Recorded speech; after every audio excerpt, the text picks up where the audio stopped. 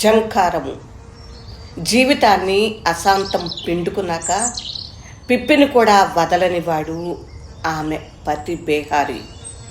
సూర్యుడు రంగులన్నీ పోగేసుకుని పోయినట్లు ఆమె నవ్వులన్నింటినీ దోచేసుకున్నాడు. చీకటి సముద్రంలో ముంచేసిపోయాడు. రాత్రి అశ్రుభారంతో దీర్ఘంగా కదులుతోంది. నిద్ర కలవడిలో సేద తీరక కలవరంగా ఉలిక్కి పడుతుంది. విషాద గానంలో హోయా పక్షి ఆమెకు తోడుగా ఉంది.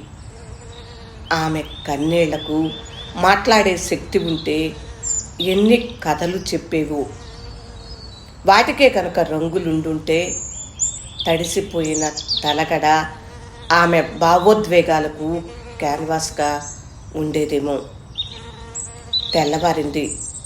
బయలంతా పచ్చదనం, ఎదలోపల మండే గ్రీష్మం, దిక్కుతోచని దారి తెలియని బాటసారి.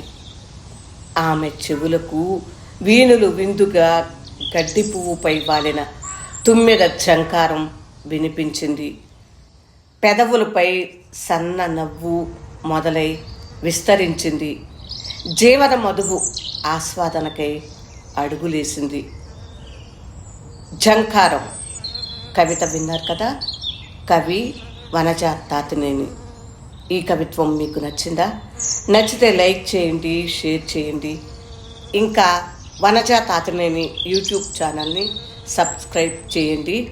అక్కడ కథలు, కవిత్వం, పాటలు, మ్యూజిక్స్, సామాజిక విషయాలెన్నో వింటూ ఉండండి. విన్నందుకు హృదయపూర్వక ధన్యవాదములు. నమస్తే.